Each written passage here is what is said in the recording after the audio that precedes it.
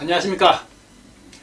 이번 시간에는 이 한글 이름과 한자를 동시에 만족하는 장명은 과연 가능한가? 이것에 관해서 여러분들과 함께 하도록 하겠습니다.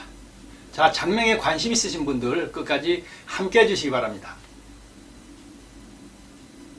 한글 이름, 즉 한글 성명학이라고 하죠. 대부분 음파, 파장, 소리, 파동, 에너지, 이런 것들을 다 통틀어서 이제 한글 성명학이라고 할 수가 있겠습니다. 그래서 한글 성명학하고 한자로 사주를 보완하는 장명인 이 수리 성명학 두 가지 조건을 만족하는 그런 이름을 과연 장명할 수 있는가?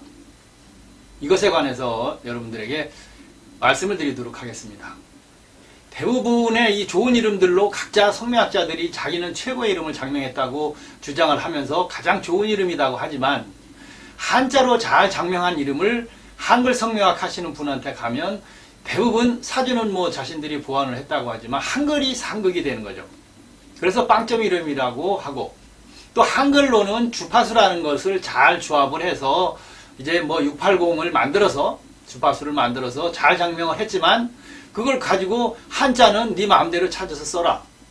그래서 그 이름을 가지고 이제 한자 성명학 하시는 분한테 가면 또 사주도 보완이 안 됐고 4대 수리, 초년, 중년, 장년, 말년의 수리도 맞지 않기 때문에 빵점 이름이다. 이렇게 서로 주장하는 것이죠. 그럼 이거 두 가지를 다 합해서 좋은 이름으로 만드는 것이 올바른 방법이 아니냐.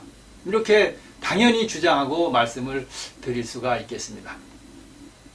자, 원론적으로 한문의 이름은 과거에는 한자를 상당히 많이 썼기 때문에 한문의 뜻을 중시해서 그 한자 개개의 뜻을 이름에 적용을 해서 장명을 했었죠. 그러다가 성명학이라는 것이 나오면서 이제 그 한자의 뜻보다는 획수, 몇 획 몇 획을 성씨에 맞추는 그런 장명이 대세가 되었고, 그래서 그 수리를 이제 맞춰서 장명을 하지만 주민등록증 만들고 신고 구청에 하면 그 다음에는 거의 안 쓴다는 얘기죠.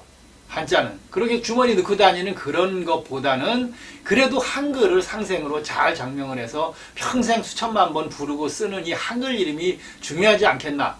그래서 이 성명학자들이 쭉 그 장명 그런 요령이나 방법들 한자의 그런 문제점들을 살펴보니까 한글 이름이 중요하다. 그런데 대부분의 한글 이름을 상극으로 다시 말씀드리면 종성, 받침이 있는데도 불구하고 그걸 다 버리고 앞에 초성만 가지고 장명을 한다 이거죠.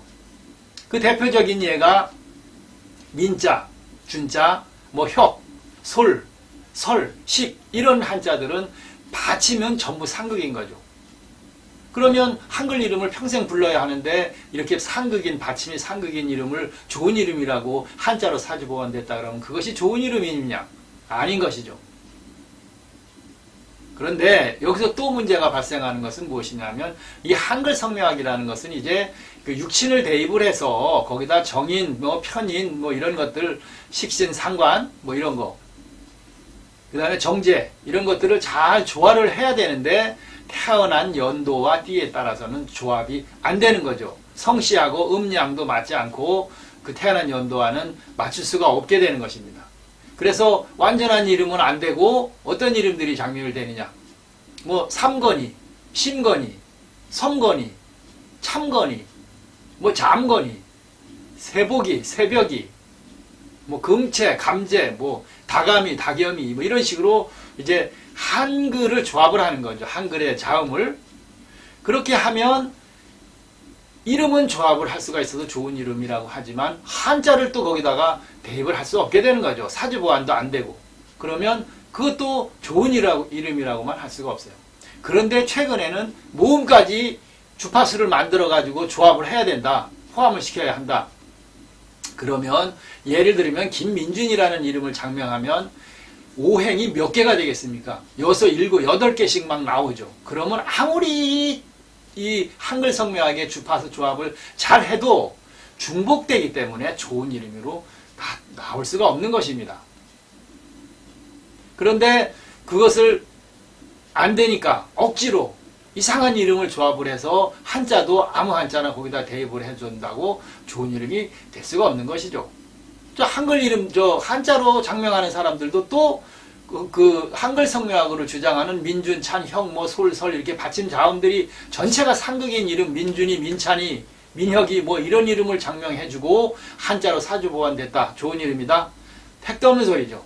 안 맞죠. 그래서 제가 이 수천 명의 장명을 진행을 하면서 한글 성명학하고 한자로 사주를 보하는 이름을 조합을 해볼 때 8, 90% 이상이 장명이 안 된다. 일부 장명이 잘 되는 뭐 김씨, 이씨 이런 성씨를 제외한 나머지 성씨들은 한자로 사주도 보완하고 그 다음에 한글로 그 태어난 연도의 주파수를 잘 맞추는 이름은 조합을 할 수가 없었다.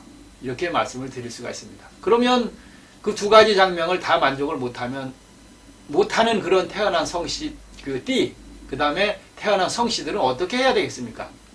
결국은 한글 이름은 그 한글 성명학을 적용을 해서 좋은 이름으로 뭐 삼건이, 섬건이로 조합은 하지는 못해도 다 종성은 상생으로 맞춰야 된다. 이 논리는 바로 한글 성명학의 기본 원리가 되는 것입니다. 그래서 한글 성명학 쪽으로는 반드시 주파수 조합을 680으로 잘 맞추지는 못해도 상생으로만큼은 다 해야 된다. 받침까지 다 상생으로 포함을 해서 장명을 하고 그런 다음에 한자로 사주도 보완은 해야 되겠죠. 그 사주 보완도 안 할 거면 또 그것도 성명학의 문제점이 아니겠습니까? 그래서 한글을 태어난 연도와 띠에 잘 맞게 전체를 초성, 종성, 상생으로 장명하고 그 다음에 한자로 부족한 사주의 오행을 보완하는 이름을 장명을 해야 된다 이거죠. 그렇게 장명을 하는 것이 그나마 좋은 이름 하나를 얻을 수가 있고 또 논란을 잠재울 수 있는 그런 방법이 되겠습니다. 자, 여러분들 이 방법은 무시를 해야 된다는 얘기죠. 하나는 한글 성명학으로 장명을 했으면 한자를 못 맞추면 그대로 한글 이름만 쓰든지 한자로 사지를 보완을 해서 장명을 했으면 그냥 그걸로 써야 된다는 얘기죠. 둘 중에 하나를 무시를 해야 돼요. 다 무시를 하지 않고 개명을 하거나 새로운 애기 장명을 할 때는 반드시 한글 이름은 한글 성명학적으로 최소한 상생으로 하고 한자도 사주를 보완하는 이름을 장명을 하면 더 이상의 장명은 방법도 없고 조합을 할 수가 없기 때문에 없다는 얘기죠. 그 방법이 가장 최선의 이름이고 가장 좋은 이름이 되는 것입니다.